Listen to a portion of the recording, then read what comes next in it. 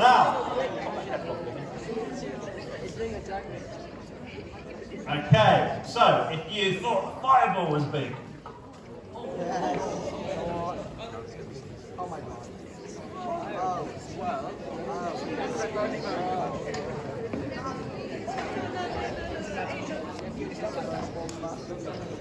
okay, so just let the kettle boil, let the liquid nitrogen go. Let's try 5 minutes left.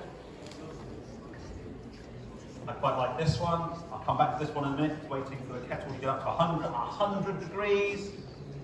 It was 100 in there, and we put in minus 78. This is minus 196, and I'm going to put in positive plus 100 into there and see what 100°C water does to the liquid nitrogen.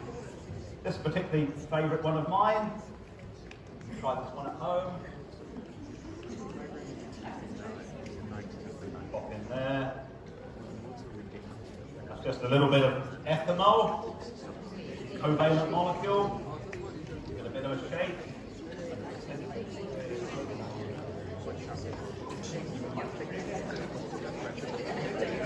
So in here at the moment I've got ethanol, I'm giving it some energy.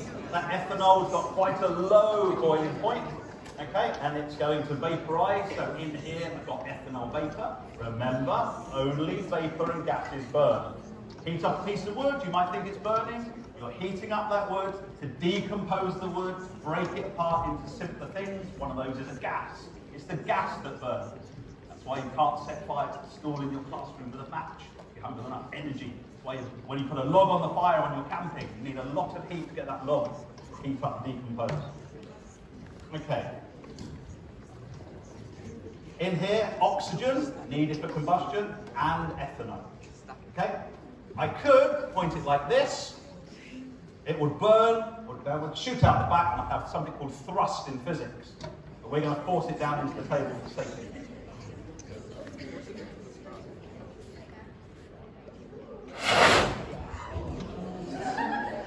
Okay, so a little jet engine there, time killer. Okay. Boiled. Okay, so this is 100°C water meeting minus 196° liquid nitrogen. This is going to cause that to boil very, very rapidly. You're going to see lots and lots and lots and lots of water vapour going for water condensing. You may think clouds are made of water vapour. They're not. Clouds are made of water droplets. You fly through a cloud, you get wet. Clouds in the sky, you can only see them because they're water droplets. You're about to see lots of water droplets going into the sky. Ready?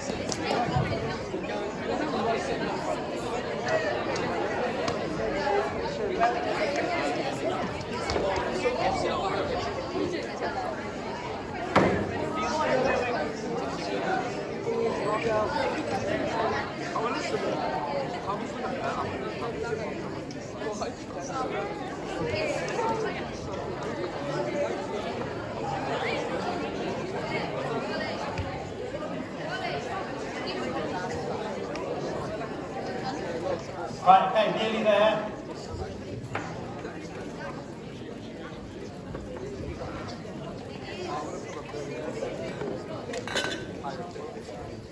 Okay, same thing again. This time I've got ethanol again in here. Okay, just going to light the ethanol, and I've put in there an ionic compound called strontium nitrate. Strontium was discovered in a Scottish town. No, it wasn't called nitrate, it's called strontium. Here it goes. Light it, light it.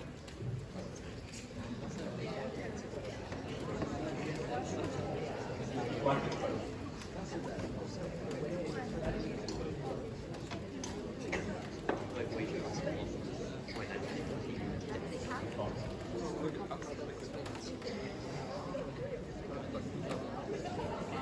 Yeah, okay. Probably come out this way for this one. So, the ethanol is burning. Okay, the ethanol is burning. Ethanol has lots of oxygen in it. You can't really see the oxygen burning. The strontium's in there. So if I mix the strontium in,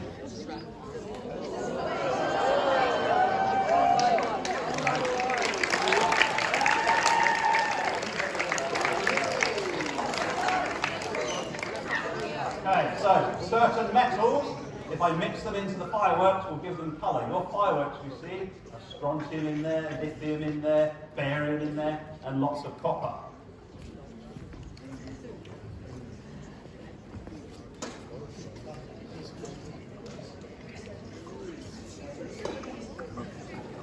Right, here we got just 1 minute left. So, I'm going to try this one. This is the one that could get me fired. Okay, look here, look down there. Thank you very much. I appreciate that. I've been here too long anyway. Right, so this one, looking down on there, you'll see 3 tubs, nice and close. The yellow tub, very obviously sulfur. The white tub is the powder which, when it gets hot, falls apart, decomposes into oxygen. And that black tub is what you know from home, that's charcoal. It's just a charcoal brick. If I mix them in the right proportions, so I mix them, I could make something which you know as black powder or gunpowder.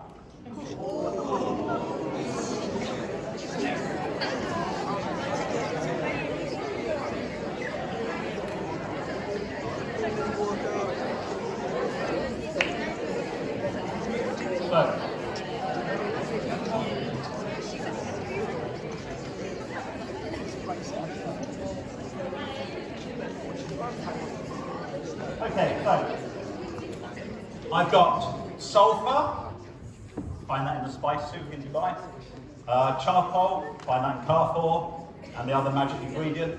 I've mixed them in the right orientation. Now, the right composition. This may go or may not go. We rushed this a little bit at the beginning, but if it goes, this is what you would call black powder. It won't be the fastest reaction in the world. It was discovered by the Chinese. The white powder, believe it or not, came from urine leaking out of a wooden container. When the urine evaporated, it left behind white crystals. Some Chinese person, when they were developing this, must have seen the fire, must have weed on the fire, and if you weed on the gunpowder you make, it burns 400 times faster. As I said, I got here a bit too late, not enough time to weigh on it.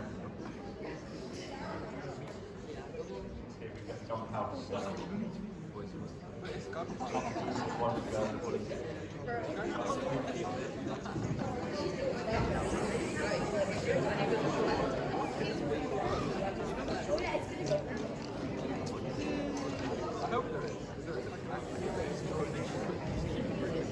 So this is sulfur, the white powder.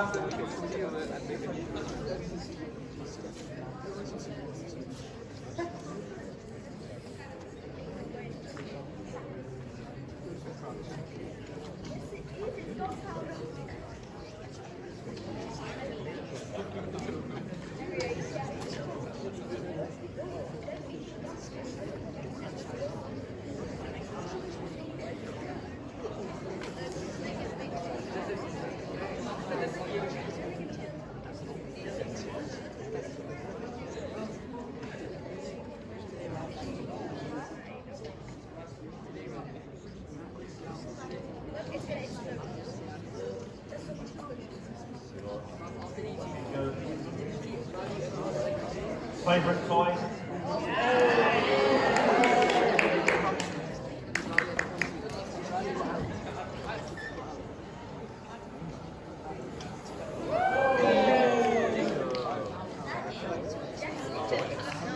Okay, now remember that your gunpowder to you goes boom, okay? Gunpowder only goes boom if you put it inside an enclosed space. Your fireworks are cardboard tubes which are sealed when they go bang.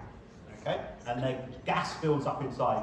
This gunpowder is not particularly that good at making really big bangs because it makes lots of smoke. As you know, smoke is compact, whereas gases are expanded. If If you really want to make a big bang, you have to go to what we did earlier over here. And this is not, to finish off, this was not an explosion, this was a detonation, because this only produced gaseous products. Whereas this one here, mixing the carbon, the charcoal, the white powder and the sulfur, this produced lots of smoke, okay, lots of smoke. That would not produce a very, very big explosion. But that's your gunpowder. If I wanted it, as I said, to burn faster, I should have got here earlier, and I should have actually, a bit gross, weed on it, okay? Because the chemical in your urine speeds up the reaction, but then we have to wait a day for it to dry out.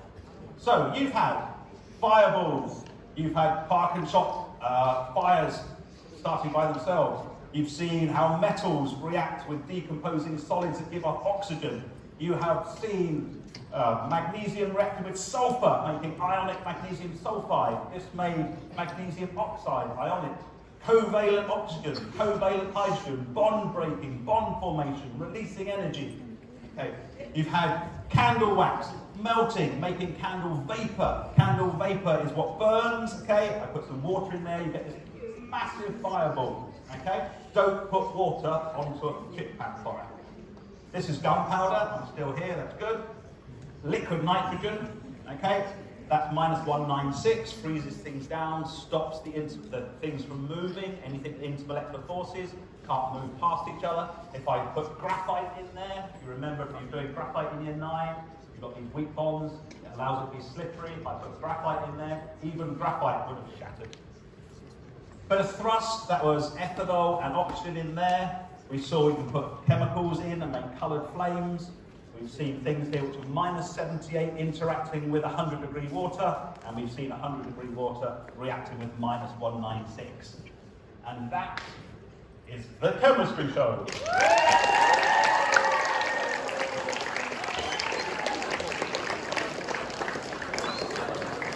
Right, can I just have a big round of applause for some people who helped me to produce this?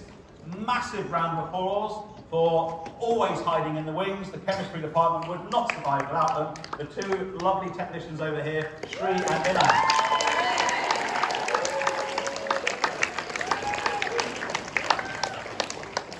You two can be here a couple of years. All you've got to do is choose to do chemistry, okay? The king of subjects, the queen of subjects, okay?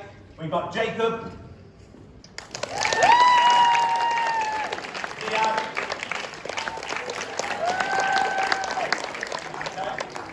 So, remember, do your chemistry, think about it.